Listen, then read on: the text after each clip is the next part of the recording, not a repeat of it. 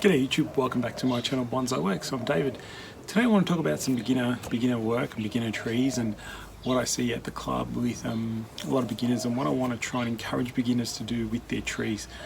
There's so many times I come in with young tree, people got young trees like this and they're just sticks, pretty much sticks. At least this has got a bit of a bend in it, but nothing too fancy. I mean, what do beginners going to do? What are you going to do with this? What are you going to teach beginners and how are you going to get them to understand the best view and best look at the tree, and how do you get the best out of a tree that's looking like this.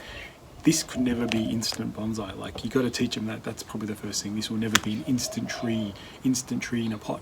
You can get, in a couple of years time, you can get something really cool, but at the moment it's just a stick, really, isn't it? A stick with a couple of low branches and just a lot of heavy, nice, healthy growth up here. So what do I encourage people to do? I encourage them to think 5-10 years down the track. What can this tree be in 5 to 10 years down the track? And at the moment it looks like a very young tree. How do we make this tree look old? First thing I tell them is you've got to get a smaller tree out of it. You've got to get this smaller. If you want to grow a trunk this big on this tree, put it in the ground for 20 years.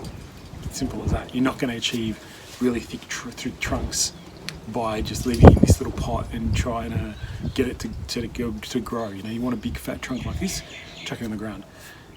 You can grow trees in this if you want to create a mini or a shohin or a small tree. You can do it, but it's going to take 5 years or so. But you've got to start working on them now. I like Shimpakus to be minis, small trees. You've seen my channel, you've seen how many I like to create lots of interesting trees and twists and turns and so on, and compact the tree. So first thing I like to do is try and encourage beginners to create the smallest tree possible with this tree. How do you create the smallest tree possible? Do not go and cut the trunk off here and have these branches and then grow it again. Do not do that. Big mistake. That's something I probably learned early on, 20 plus years ago, encouraged to actually go and cut it all the way back and grow this one on and grow this one on. It just takes too long. I think it just takes too long. There's much more creative ways to encourage smaller, compact trees. What I do, and you've seen probably a number of times in my channels and my videos, is I like to compact trees.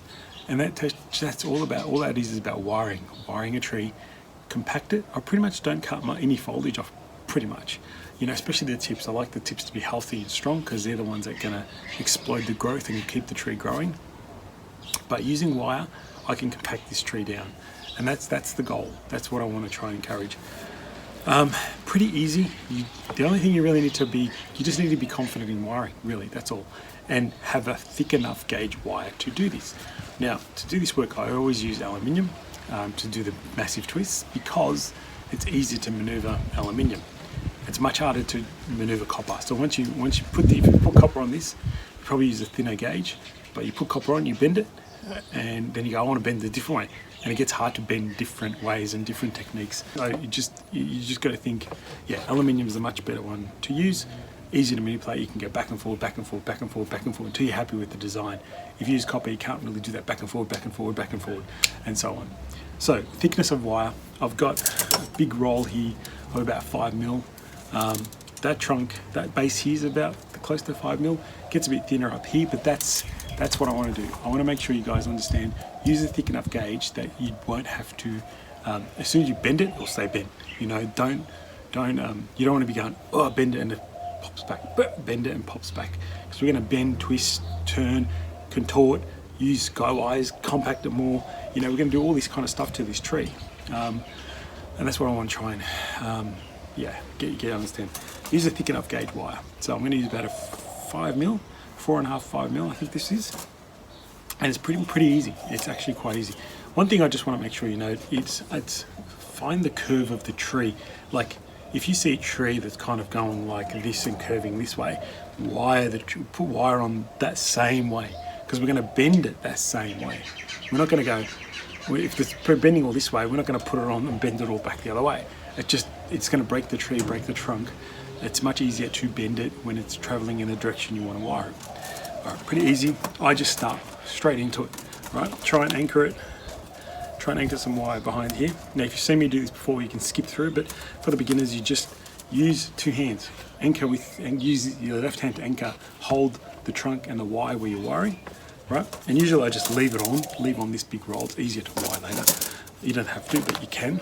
Then it's just a matter of threading through. For me, I've got to thread through these branches because I do want to keep them. You never know what could happen, you know, in the future with these branches, whether they're going to be good. We're just going to go through the tree. Pretty easy. Well, it is easy. Just once you get through the first few.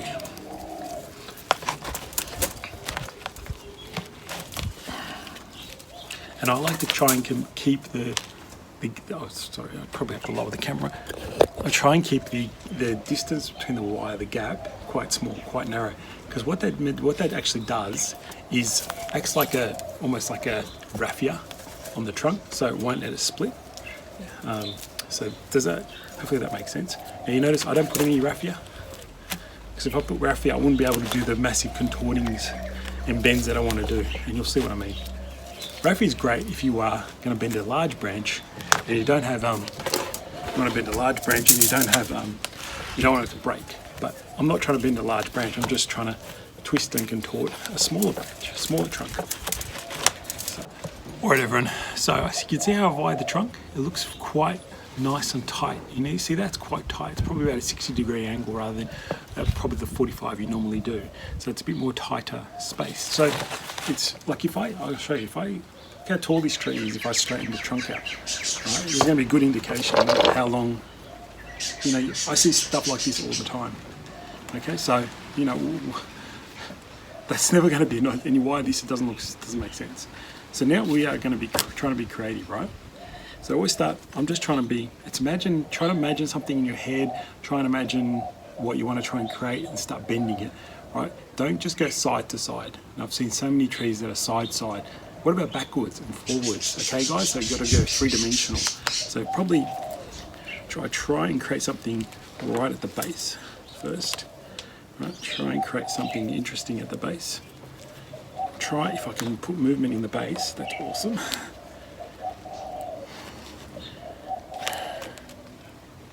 Because then you've got, when it comes out of the base, it's curving away, so it's going to be good.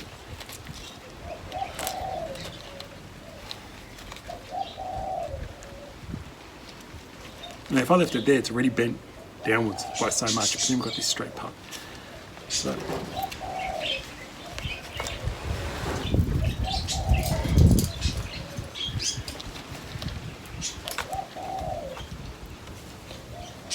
just being creative. I've gone backwards, and I've gone to the right.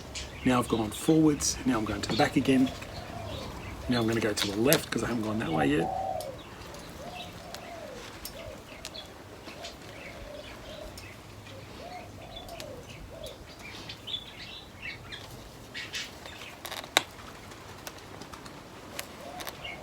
Because you can use a heavy enough gauge, it's pretty safe. Like, it's pretty safe. Like, look at those bends and twists and turns into it, right? It's pretty safe to achieve this. Now I'll just go back and find parts that look straight and try and encourage a bit more bends in there.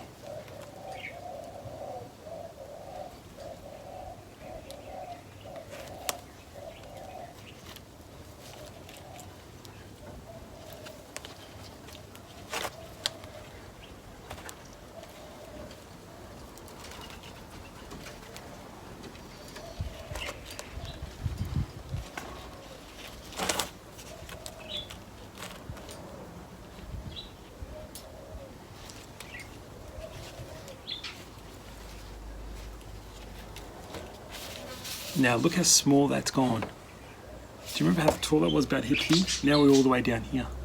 And you can see now there's a leader there that I'm just going to let grow and let it fatten. I've got a nice long branch here and a long branch here. So you see, by doing that, I've contorted the tree so much. Have all these interesting curves in the middle. Can you see the trunk, how it's all twisted up and tight? You know, I can go even tighter on certain areas, like really get it nice and tight and compact. Because, you know, all I care about is that trunk at the moment and these branches out here creating all the thickness and growing the tree on. So look at that. Nice, compact, contort. I don't know what the front is, I don't know anything. But what I know is I've compacted the tree, put massive bends in it, that in a couple of years' time, to be honest, that's going to fill in, that wire is going to be cutting in, and this tree is going to be on its way to looking something quite really unique and twisted up and interesting. And, you know, we just created so much interest in this tree. And that's what I was doing. These ones here are actually those low branches. Remember those low branches that we saw before? That's these ones. I haven't even widened them because I'm probably going to let them grow because they're a bit too low. What they'll do is they'll fatten up the base. You know, they're like sacrifice branches, they call. So if you let them grow, they'll thicken up the base. We could layer them off later on in a couple of years' time, but it's all about this top, getting all this growth to grow, getting this one to grow, and getting the tree to be good. So that's how much we shrunk it down to. Probably down to what, 15 centimeters, 10, 15 centimeters. You know, easy. From about 30, it was easy 30 or 40 centimeters down to 10 centimeters. So that's what I'm trying to encourage beginners to do a lot of. So really, that's all it is. It's pretty straightforward. Be confident with your wiring. Make sure it's nice and tight. Use a thick enough gauge so you can see how I just bent it, and it stayed bent. Didn't use thin. If you used thinner wire, you would have had to take it off, put double the wire on. It looked terrible. Use thick enough wire. I try and get close to the thickness of the trunk I'm bending, especially if I'm doing this work, and just go for it and have a play around, get those nice bends. All right, guys, that's it for me. Hope you enjoyed that nice quick video, especially for beginners. You know, reducing a 30-40 centimeter tree that's a stick into something that will be really cool in the future, down to 10 to 15 centimeters. You know, that's the lesson here. Create interest in the trunk and grow better trees. Thanks, guys. Hope you enjoyed that, and I'll see you soon.